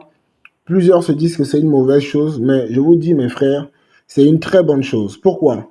On nous dit quoi? Dans le psaume 119, là, que nous avons lu, la Bible nous dit, ne dis pas juste que ta parole est entièrement éprouvée, hein? N'est-ce pas? Ça va plus loin. Ça va plus loin. Voilà, psaume 119, le verset 140. Voilà. Ta parole est entièrement éprouvée. C'est pourquoi ton serviteur l'aime. Voilà. Donc, l'épreuve, c'est une bonne chose, mes frères. L'épreuve est une bonne chose. L'épreuve liée à la parole est une très bonne chose. Vous voyez? L'épreuve liée à la parole est une très bonne chose. On dit ta parole est entièrement éprouvée. C'est pourquoi ton serviteur l'aime. Vous voyez? Ici, quand on parle de l'épreuve de la parole, c'est vraiment aussi l'épreuve de notre foi. Parce que la foi vient de ce que l'on entend. N'est-ce pas? Romains 10, 17. Et ce que l'on entend vient de la parole du Seigneur. Quand on reçoit un message, quand on reçoit un enseignement, quand on reçoit une parole de la part du Seigneur, dans un temps de prière, dans un moment de prière, le Seigneur nous parle, le Seigneur nous instruit, quel que soit le moyen. Vous voyez? Ah, merci. Psaume 119, oui. Merci beaucoup, Michel. Voilà. Merci beaucoup, ma sœur. C'est pas le psaume 99, ouais. Merci beaucoup, ma sœur. Psaume 119, verset 140. Merci, ma sœur. Lorsqu'on reçoit un message de la part du Seigneur, ben, ce message-là va être éprouvé. On l'a écouté, on l'a reçu avec un bon cœur, c'est vrai, mais il faut que ce message soit éprouvé, mais entièrement. C'est-à-dire que quand ce message vient dans notre vie, le Seigneur va nous éprouver de sorte à ce que, n'est-ce pas, tout ce qui n'est pas conforme à cette parole, à cette vérité, à cet enseignement, à ce message en nous, soit ôté afin que cette parole prenne place dans notre vie. D'accord? C'est ce que le Seigneur fait. Et comme j'ai dit, c'est l'épreuve de notre foi. Et on va prendre ensemble un passage dans 1 Pierre. 1 Pierre, chapitre 1, du verset 6 au verset 7. Voilà. C'est comme de l'or qui passe par le feu. L'épreuve ici, c'est l'image du feu, mais le feu qui purifie. Vous voyez? Oui. Voilà. 1 Pierre, chapitre 1, du verset 6 au verset 7. 1 Pierre 1, 6 à 7. Oui. En cela, vous exultez, même si maintenant, puisqu'il le faut, vous êtes un peu de temps affligés par diverses épreuves, afin que la preuve de votre foi, beaucoup plus précieuse que l'or qui périt, mais qu'on éprouve au moyen du feu, soit trouvée un sujet de louange, d'honneur et de gloire lors de l'avènement de Yeshua Mashiach. Voilà. C'est l'épreuve de notre foi, comme de l'or, n'est-ce pas? On dit afin que, on dit, il faut que nous soyons affligés par diverses épreuves. Les épreuves ne sont pas toujours plaisantes, hein. Vous voyez? Lorsqu'on reçoit un message, lorsqu'on reçoit une parole, et qu'on est exposé à l'épreuve, qu'on est soumis à l'épreuve, c'est pas toujours la joie. Mais une chose est sûre, c'est que il y a un feu qui brûle, n'est-ce pas, pour ôter des impuretés. Quand on dit qu'elle est entièrement éprouvée, c'est ça. Il faut que cette parole, en venant, ôte tout caractère ou tout comportement, toute attitude, n'est-ce pas, qui n'est pas conforme à cette vérité, qui n'est pas conforme à cette parole. Et ça peut faire mal, n'est-ce pas? On va bien expliquer les choses. Et on nous dit que notre foi est plus précieuse que l'or qui périt. Mais l'or est éprouvé au moyen du feu, n'est-ce pas? C'est pour enlever les scories, les impuretés autour. C'est la même chose que la parole fait. Lorsqu'on reçoit cette parole avec un bon cœur, un cœur bien disposé, le Seigneur nous éprouve. Exemple, le Seigneur dit qu'il faut pardonner aux personnes qui nous offensent, n'est-ce pas?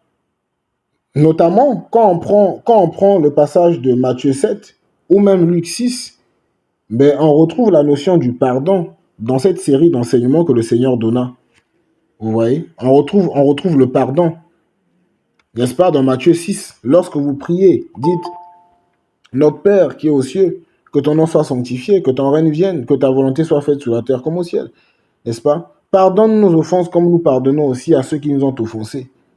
Ok, n'est-ce pas? Le Seigneur a parlé du pardon. Et maintenant, quelqu'un te cause du tort, quelqu'un te fait du mal, n'est-ce pas? Et là, il faut que tu sois en mesure de pratiquer cette parole. Il faut que tu pardonnes. C'est une épreuve. Tu as reçu un enseignement sur le pardon, n'est-ce pas? Te voilà maintenant confronté à une situation qui engage ton pardon. C'est l'épreuve qui est là. C'est l'épreuve qui vient comme ça, n'est-ce pas? Et quand cette épreuve vient, c'est pour brûler, c'est pour consumer en nous, n'est-ce pas, toute résistance par rapport au pardon, toute semence de manque de pardon, toute sensibilité, n'est-ce pas, liée au manque de pardon. La parole va être entièrement éprouvée en nous pour nous emmener à beaucoup plus de flexibilité en ce qui concerne le pardon, comme de l'or qui passe par le feu. Et là, on se rapproche de la réalité liée au fait de bâtir sa vie sur le roc, ou encore d'identifier sa vie à celle du Seigneur. Parce que le Seigneur est prompt au pardon. Alléluia. Vous comprenez, bien-aimés? C'est ça.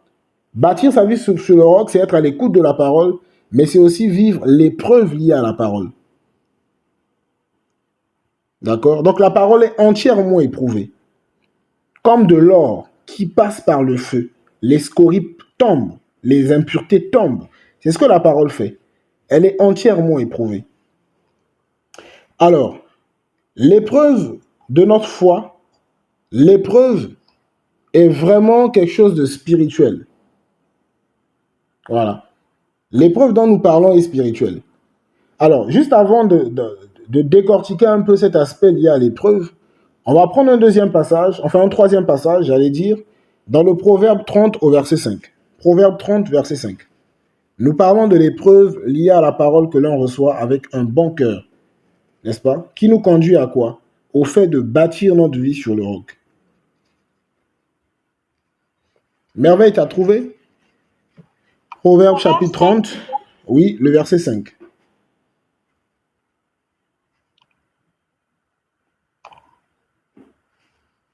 Proverbe 30, le verset 5. Toute la parole d'Éloa est éprouvée. Il est un bouclier pour ceux qui ont leur refuge en lui. C'est ça, mes frères. Là, on nous parle des bienfaits. On va en parler, bien-aimés. On va en parler, grâce au Seigneur. Mais je pense qu'on comprend de mieux en mieux, grâce au Seigneur, n'est-ce pas? Voilà. Elle a éprouvé la parole du Seigneur. Toute parole qui vient du Seigneur sera éprouvée. Oui. Toute parole qui vient du Seigneur, quelle que soit la manière dont le Seigneur t'a communiqué sa parole, elle sera éprouvée. Si ce sont des éclairages que le Seigneur t'a donnés par songe, que tu as saisi, tu as compris avec un bon cœur, ça sera éprouvé. Si ce sont de belles paroles que le Seigneur t'a données, n'est-ce pas? Regardez, le Seigneur va donner de belles paroles à Joseph, mais pas au travers de la Torah. Hein. Enfin, pas au travers, à l'époque, il n'y avait pas encore la Torah écrite par Moïse. Mais c'est au travers de songes, deux songes. Le Seigneur va lui révéler sa parole. Joseph, voici ce que je veux faire avec toi. Ah. Ces paroles du Seigneur données à Joseph ont été éprouvées. Vous voyez? Joseph a expérimenté l'épreuve liée à ces deux paroles du Seigneur qu'il avait reçues comment? Par songe. N'est-ce pas? Oui, le Seigneur éprouve. Donc, quel que soit le moyen, le Seigneur va éprouver. Et c'est une très bonne chose. C'est une très bonne chose. Pourquoi? Parce que c'est ce qui nous emmène à être propres dans la pratique de la parole du Seigneur. On va le voir. D'accord? Et donc, l'épreuve est vraiment quelque chose de spirituel. N'est-ce pas? L'épreuve ne relève pas du charnel. D'accord? Oui, c'est vraiment du surnaturel. C'est vraiment spirituel. L'épreuve est spirituelle. Et c'est selon la mesure de la connaissance que nous recevons de la part du Seigneur. On va ensemble prendre un passage dans 1 Corinthiens 10, le verset 13. 1 Corinthiens chapitre 10, le verset 13. 1 Corinthiens 10, le verset 13. Aucune épreuve ne vous est survenue qui n'ait été humaine, mais Elohim qui est fidèle ne permettra pas que vous soyez mis à l'épreuve au-delà de vos forces. Ok. Mais avec l'épreuve, il préparera aussi le moyen d'en sortir pour que vous puissiez la supporter. Ok. Alors, on nous dit quoi ici? On nous dit qu'aucune épreuve ne vous est survenue qui n'ait été humaine. Voilà. Voici une des vérités que nous retrouvons ici par rapport à l'épreuve. C'est que l'épreuve est spirituelle. N'est-ce pas? Ouais. Aucune épreuve qui nous est survenue n'a été humaine. Vous savez, accorder le pardon à quelqu'un, ça ne relève pas de l'humain. Hein. Ouais. Quelqu'un va te causer du tort, va te faire du mal. Regardez le Seigneur à la croix. Il a été crucifié par des gens. Il leur a pardonné. C'était éprouvant. Hein? C'est pas humain. Ouais. C'est pas humain. Donc, les épreuves liées à la parole ne sont pas humaines, elles sont spirituelles. Pourquoi? Parce que la parole du Seigneur est spirituelle. Le Seigneur disait dans Jean 6, au verset 63, que ses paroles sont esprit et vie.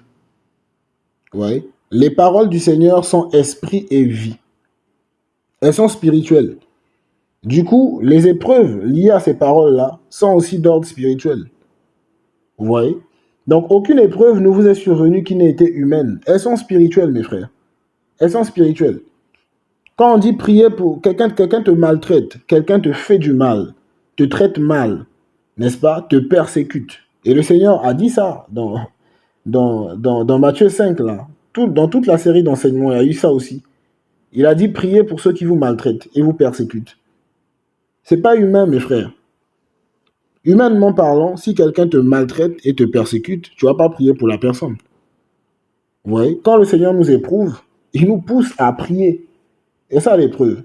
Tu as reçu l'enseignement, tu as reçu la parole qui te demande de prier pour les personnes qui te maltraitent et qui te persécutent. Voici maintenant l'épreuve. Des personnes viennent te maltraiter, te traitent très mal, te persécutent. Et tu dois prier pour ces personnes. Oui. L'épreuve est spirituelle, mes frères. L'épreuve est spirituelle. Ça veut dire quoi? Ça veut dire qu'avec l'épreuve, l'épreuve doit se vivre avec le Saint-Esprit. L'épreuve doit se vivre avec l'assistance du Saint-Esprit. Tu as reçu une parole, tu as reçu des enseignements, n'est-ce pas? Mais l'Esprit est là pour t'aider, n'est-ce pas, à réussir l'épreuve. Parce que face à l'épreuve, il y a deux issues. On peut soit réussir à l'épreuve, et on va voir comment. On peut aussi échouer face à l'épreuve. Vous voyez? L'épreuve doit se vivre avec l'assistance du Saint-Esprit. Je mets vraiment l'accent là-dessus, mes frères. Pourquoi? Parce que les épreuves sont spirituelles. Voilà, ça ne relève pas de l'humain. Voilà, si on est sincère, vous et moi, nous allons être d'accord sur ce principe. Toutes les fois où nous avons voulu résoudre une épreuve avec des moyens humains, on s'est toujours cogné la tête. Vrai ou faux? Oui. Voilà. Alors, voilà, toutes les fois qu'on a essayé de résoudre un problème, une épreuve, n'est-ce pas, une évaluation, humainement parlant, on finit toujours par se cogner la tête. Oui. Il faut l'assistance du Saint-Esprit. Il faut l'assistance du Saint-Esprit. Je vous assure, mes frères. Donc, première information dans ce passage d'1 Corinthiens 10, 13, c'est qu'aucune épreuve ne vous est survenue qui n'ait été humaine. N'est-ce pas? Et on nous dit, mais Elohim, qui est fidèle, ne permettra pas que vous soyez mis à l'épreuve au-delà de vos forces. Deuxième information, c'est que l'épreuve vient, n'est-ce pas, selon la mesure de la connaissance qu'on a reçue. C'est comme à l'école. Les maîtres ou les enseignants n'éprouvent pas ou n'évaluent pas les apprenants sur des notions que ces derniers n'ont pas appris ou apprises. Ceux qui le font sont mal intentionnés, comme vous le savez. N'est-ce pas? Voilà, mais on enseigne, il y a même des exercices d'application pour amener à la compréhension et on vérifie les acquis, on éprouve. Mais c'est selon la mesure de la connaissance que les gens ont reçue. Donc, le Seigneur ne va pas nous éprouver sur des enseignements qu'il ne nous a jamais donnés. Le Seigneur ne va pas nous évaluer sur des vérités que nous n'avons jamais reçues. Mais le Seigneur va nous éprouver, va nous évaluer sur la base de la parole qu'il nous a donnée. Vous voyez? Sur la base de la parole qu'il nous a donnée. Sur la base de la parole que nous avons reçue. C'est ça. Comment savoir qu'une épreuve vient du Seigneur? Mes frères, c'est ça. C'est méchant de voir un enfant qui est encore au primaire, on va lui donner des racines carrées en mathématiques. Ça existe où ça? Vous voyez? Oui, il faut être sensible à cela. Il ne faut même pas se tromper. Si tu vois une épreuve comme ça, c'est qu'elle n'est pas de ton âge. Fuis. Vous voyez, mes frères? C'est ça. Donc, le Seigneur nous éprouve selon la connaissance qu'il nous donne, la mesure de la connaissance qu'il nous donne. N'est-ce pas? Et on dit, donc, c'est pas méchant l'épreuve. C'est pas méchant, mes frères. Et on dit, il ne permettra pas que vous soyez mis à l'épreuve au-delà de vos forces. Voilà, la force ici, ça va vraiment avec la capacité, la connaissance qu'on a reçue. Vous voyez? Mais il dit, il préparera aussi le moyen d'en sortir pour que vous puissiez la supporter. Frère, l'épreuve est spirituelle. Et avec l'épreuve, le Seigneur nous emmène à aller au-delà de nos limites. Comme j'ai dit, l'épreuve se vit avec l'assistance de l'esprit. Vous voyez? Alors, pour ceux qui, comme moi, ont aimé les mathématiques ou encore d'autres matières à l'école, alors vous remarquerez que dans certaines circonstances, moi ça m'est déjà arrivé à l'époque, je me souviens, j'étais en terminale à cette époque, et nous étions face à une épreuve, à un exercice, sur un cours qu'on avait déjà fait à l'école, appris. Et j'ai une personne avec qui je travaillais, donc nous étions dans différentes écoles, mais on avait le même professeur de mathématiques. Et il avait évalué ces derniers dans cette école, et il y a un exercice qui était très difficile, que mon collègue n'avait pas pu résoudre. Il m'a apporté ça. Moi aussi, ce jour-là, je n'ai pas pu résoudre cet exercice. Mais bizarrement, une fois, donc plusieurs semaines après, ce même professeur nous a évalués dans mon école, a donné le même exercice. Et je vous dis la vérité, avec de la réflexion, j'ai pu trouver la solution, avec la pression de l'épreuve. J'ai trouvé la solution. Vous voyez, à cette époque. Donc, l'épreuve, avec l'assistance du Saint-Esprit, nous la vivons et nous sommes portés par l'Esprit, n'est-ce pas, à aller au-delà de nos limites, au-delà de nos compréhensions.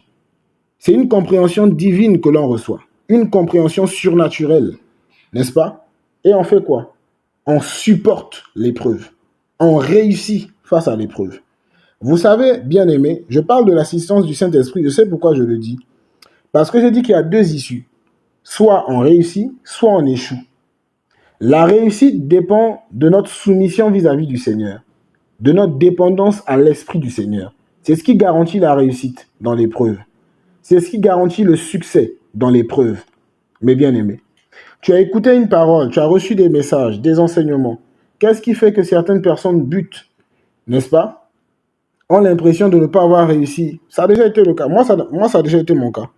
Voilà, je n'ai pas toujours été, je n'ai pas toujours réussi face à toutes les épreuves. Ça, il faut le dire, avec beaucoup d'humilité. Voilà, mais on tire des leçons et on gagne en expérience.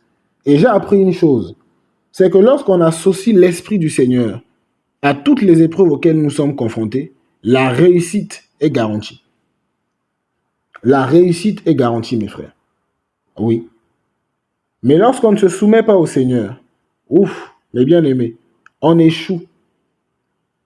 Et le Seigneur qui est bon, qui veut que nous puissions bâtir vraiment nos vies sur le roc, qui veut vraiment que nous puissions nous identifier à sa vie, à lui, là, n'est-ce pas? Qu'est-ce qu'il fait quand c'est comme ça? Il ramène les mêmes épreuves jusqu'à ce que nous puissions comprendre et aller de l'avant et avancer. Pourquoi? Parce que nous sommes à son école. Nous sommes à l'école du Seigneur. Nous sommes dans l'école du Seigneur. Et nous apprenons sa vie. Nous étudions sa vie. N'est-ce pas? Oui. Donc, il nous éprouve. Il nous éprouve. Il nous évalue. En fonction des paroles qu'il nous donne, des enseignements qu'il nous donne. Et lorsqu'on est assisté par son esprit, mes bien-aimés, on va de l'avant. On avance. Alléluia. Amen. Waouh. Merci Seigneur. Oh Seigneur, tu es bon. Waouh. Donc mes frères, c'est ça. Pour bâtir sa vie sur le rocher, pour bâtir sa vie sur le roc, il faut écouter la parole, mais avec un bon cœur, recevoir la bonne parole avec un bon cœur. Premièrement. Deuxièmement, il faut bien vivre les preuves liées à la parole. Tous les contours de la parole, le Seigneur va les éprouver. C'est comme ça que ça passe. C'est comme ça que ça évolue. Voilà. Pour être de plus en plus stable dans le Seigneur, c'est ça le principe. Oui. Mais quand on est têtu, quand on veut faire autre chose que ce que l'Esprit nous demande de faire, que les sensibilités que l'Esprit nous donne, mes bien-aimés, on peut tourner en rond. C'est une école. On peut demeurer dans la même classe pendant des années, pour votre information. On peut demeurer dans la même classe pendant des années. Vous voyez? Alors, on va prendre un passage pour voir ça. Et on va passer au troisième principe. Nous sommes dans Hébreux. Hébreux chapitre 5. Hébreux 5. Alors, le verset 11 jusqu'au verset 12. Hébreux 5, 11 à 12. Hébreux 5, 11 à 12. Sur ce sujet, nous avons un grand discours et difficile à expliquer, parce que vous êtes devenus paresseux d'oreilles.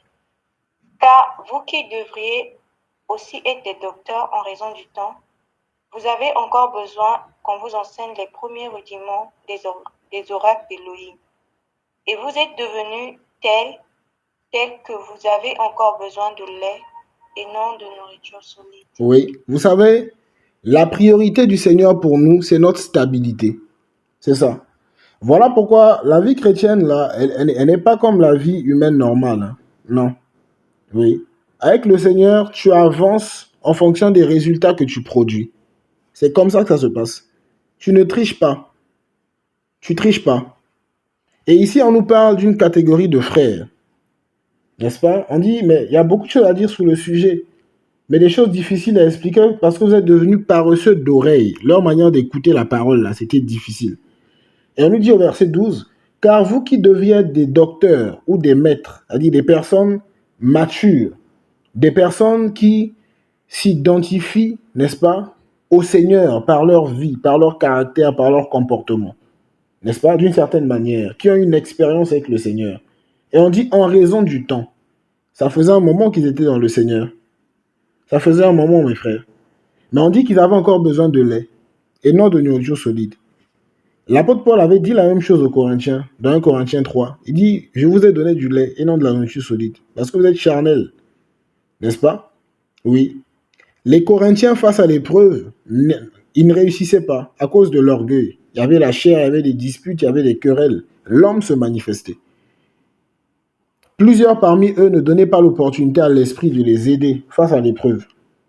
Vous voyez? Donc ils étaient des redoublants spirituels. Ils redoublaient, n'est-ce pas? Et telle n'est pas la pensée du Seigneur pour nous. Parce que regardez la vie des Corinthiens. Ils n'étaient pas stables pour la plupart. Leur vie n'était pas bâtie sur le roc, véritablement, sur le rocher. Vous voyez? Et la pensée du Seigneur pour nous, c'est ça. C'est que nos vies soient bâties sur le rocher.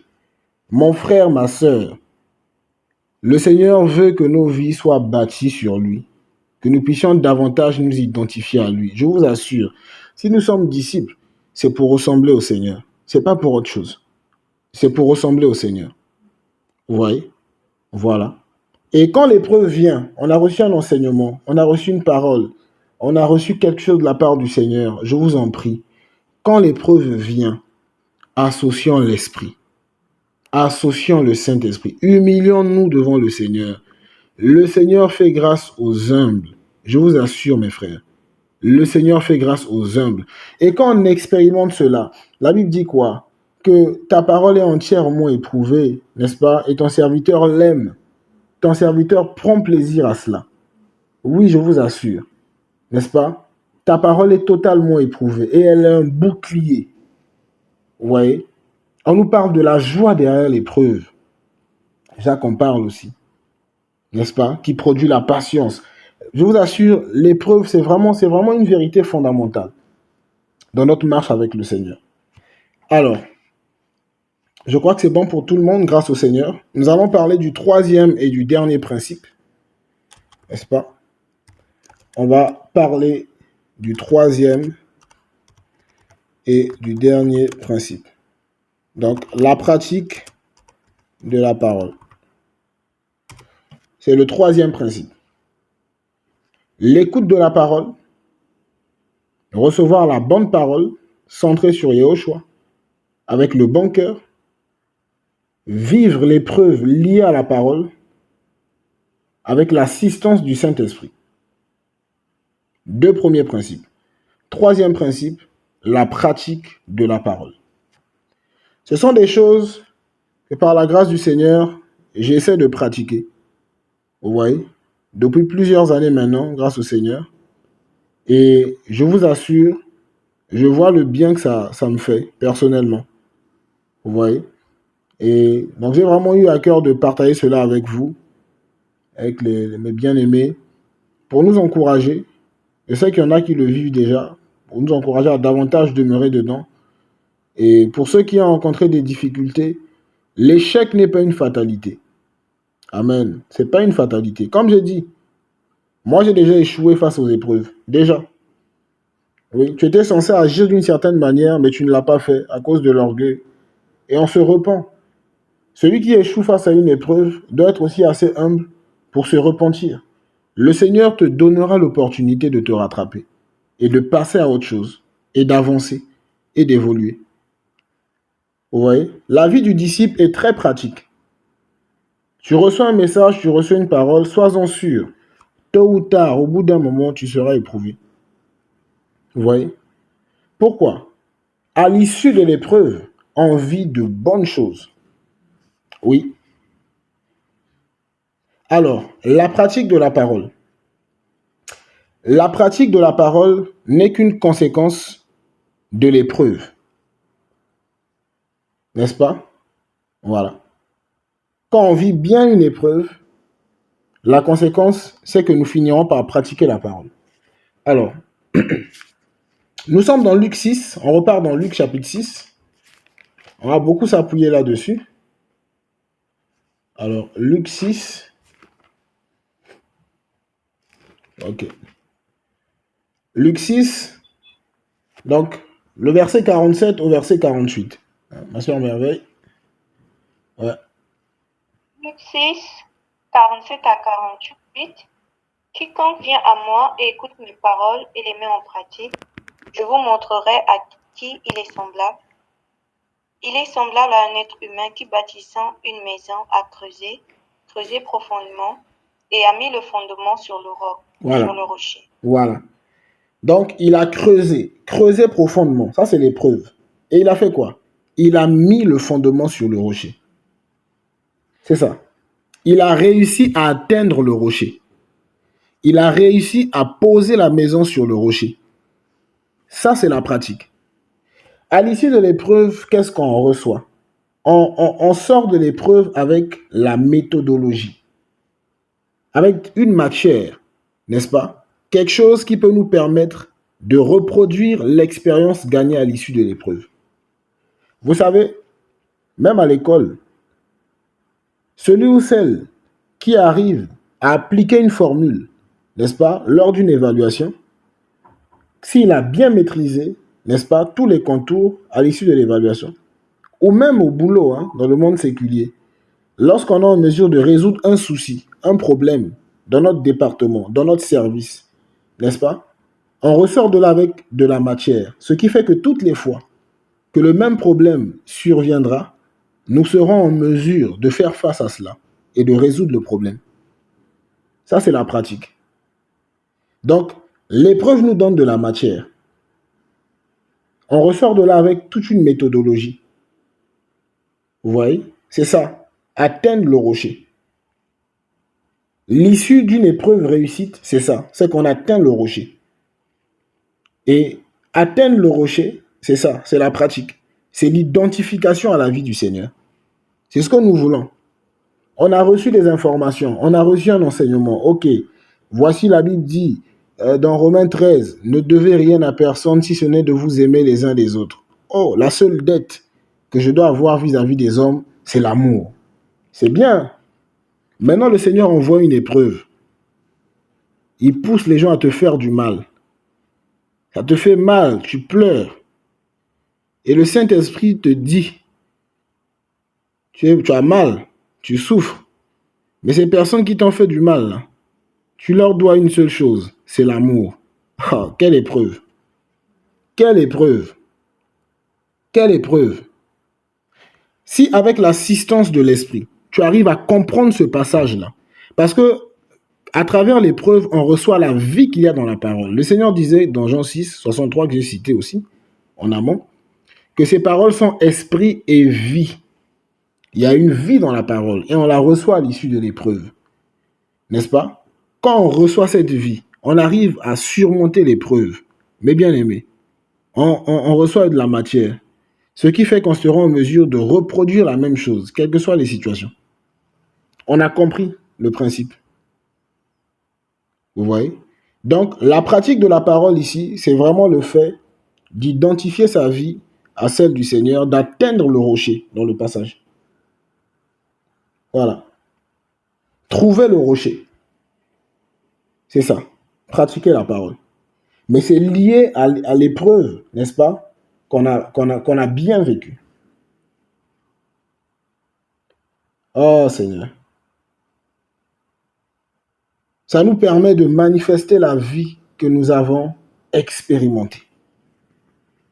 Mais bien aimé, entre l'écoute et la pratique de la parole, il y a cet élément déterminant là, l'épreuve. Voilà. Quand on a la méthodologie, on peut maintenant se faire une expérience. On peut maintenant être des habitués à la pratique de l'amour, la dette qui est l'amour vis-à-vis des personnes qui nous font du mal. Ne rien devoir à qui que ce soit, si ce n'est que de l'amour. Aimer les gens, comme la parole nous le recommande. Prier pour les gens. Aider les personnes qui nous ont fait du mal, n'est-ce pas? Pardonner à ces personnes. Oui. La pratique de la parole. C'est comme ça que notre vie, n'est-ce pas, est bâtie sur le rocher. Mais bien aimé. Ça, c'est le troisième principe. C'est le résultat du second principe. N'est-ce pas? Parce que là, on a de la matière. Et on s'habitue. Naturellement, on pratique la parole. On fait ce que le Seigneur veut. Parce qu'on a compris. On a compris et on a reçu la vie qu'il y a derrière la parole. Et cette vie se manifeste naturellement. C'est la pratique. C'est la pratique. C'est la pratique. Vous voyez? C'est la pratique. Ah, Seigneur. Alors, nous allons terminer avec un passage. Ça va, tout le monde a compris? Voilà, donc la pratique de la parole, là, c'est vraiment le résultat d'une épreuve réussite. Voilà, à l'issue d'une épreuve qu'on a bien réussi, on reçoit de la matière. On reçoit la méthodologie. Ce qui nous permet de reproduire, n'est-ce pas, cette réussite. Face à tous les autres exercices similaires, on sera en mesure de réussir. Toujours avec l'assistance du Saint-Esprit, mais avec moins de difficultés. Ça sera naturel. Nous serons de plus en plus habitués. Et nous serons des hommes faits, comme Hébreux 5 nous le dit. N'est-ce pas? Des personnes qui ont la stature, qui ont de plus en plus la stature, qui sont stables. Parce que quand on trouve le rocher, n'est-ce pas, on s'appuie dessus et on est stable. Voilà. Par rapport à un enseignement, on a reçu l'enseignement, c'est bien, on a été éprouvé par rapport à cet enseignement et on a trouvé le rocher, la partie du rocher liée à cet enseignement. Et on est stable. L'enseignement sur la prière, l'enseignement sur la méditation de la parole du Seigneur, n'est-ce pas? Quand on arrive à trouver le rocher, on est stable dans notre vie de prière. On est stable dans notre vie de méditation. On est stable dans notre vie de repentance. On est stable dans notre vie de pardon, dans notre vie de sanctification. Vous voyez? Donc il faut trouver le rocher. Il ne faut pas se limiter à l'enseignement. Il ne faut pas se limiter à écouter la parole, mais il faut aller plus loin. L'épreuve jusqu'à trouver le rocher. Jusqu'à trouver le rocher. N'est-ce pas? Et quand on trouve le rocher, là on pratique. Là on pratique. Vous voyez? On pratique. Et c'est ce que le Seigneur a voulu enseigner à ses bien-aimés. Il leur a donné beaucoup d'enseignements, depuis Matthieu 5, comme on l'a vu. Recherchez le royaume, n'est-ce pas? Toutes ces choses-là.